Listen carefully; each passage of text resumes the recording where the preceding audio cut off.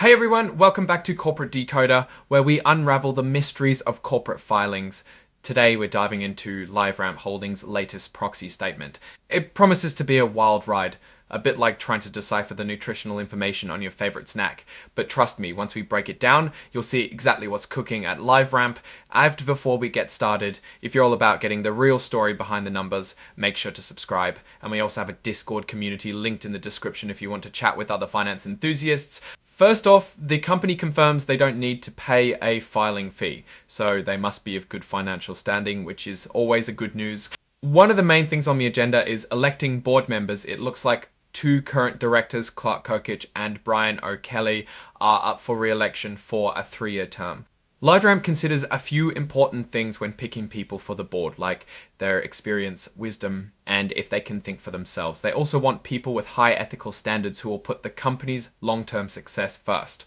The board wants people who add gender and ethnic diversity and also make sure it keeps a good mix of skills and backgrounds. If you're a shareholder and decide to listen to the annual meeting online, you will want to join www.board.com.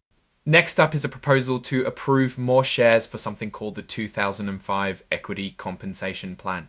This plan is how LiveRamp gives company stock to employees as part of their pay. The company believes this is necessary to hire and retain good employees. It makes employees think like owners, drawing a direct line between company and employee goals. As of June 1st, they had around 4 million shares still available, but without this approval, it may not be enough for future grants. They are requesting 2,500,000 or so shares, which is about 3.8% of their outstanding common stock. If they don't get these shares approved, they might have to consider scaling back hiring. They also might have to pay employees with cash instead of stock, which could reduce their cash reserves for future opportunities. Okay, let's move on to the equity compensation plan information, which they issue to the board of directors, executive officers, and employees UXEX 20. The company details that there were 17 outstanding, 9 outstanding stock options with an average price of $11.28. Also 5,138,281 RSU and performance share unit awards outstanding. The company places value on board members by compensating. It costs $290,000 for the non-executive chairman of the board. Other members get a base pay of $220,000 plus additional amounts for every committee they are part of, which can reach up to $100,000. A huge majority, around 98.5% of the votes cast, approved of how LiveRamp paid its high-level executives last year. Based on this, they didn't make any huge changes. The company has been talking with shareholders, and what do they care about? Well, they focused on burn rate, managing the stock compensation expense, as well as encourage the company to focus on performance metrics to generate shareholder return. Two of the most important parts that contribute to long-term business growth are adjusted revenue and non-GAAP EBIT. Speaking of executives, this section names who they are and what their roles are in the company. Here's what happened in fiscal year 2025.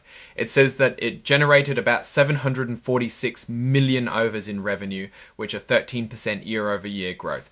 Gross profit was $547 million.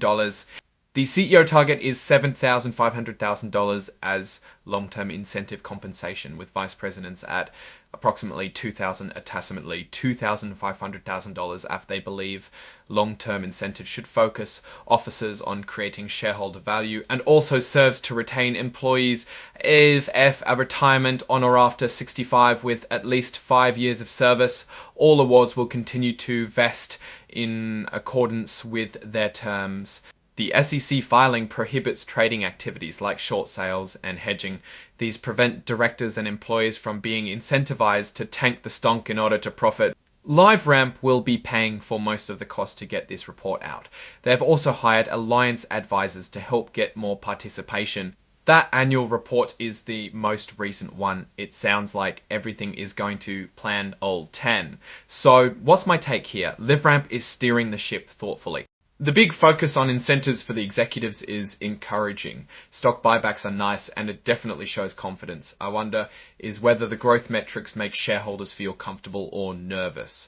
These financial instruments are a bit of a magic trick, and they might not reflect the current state of performance. It remains key to watch going forward to see how they improve. This all said, the numbers seem solid and the management is shareholder attentive. Right, that's our breakdown of LiveRamp's latest filing. Has this peek into LiveRamp's strategy changed your view?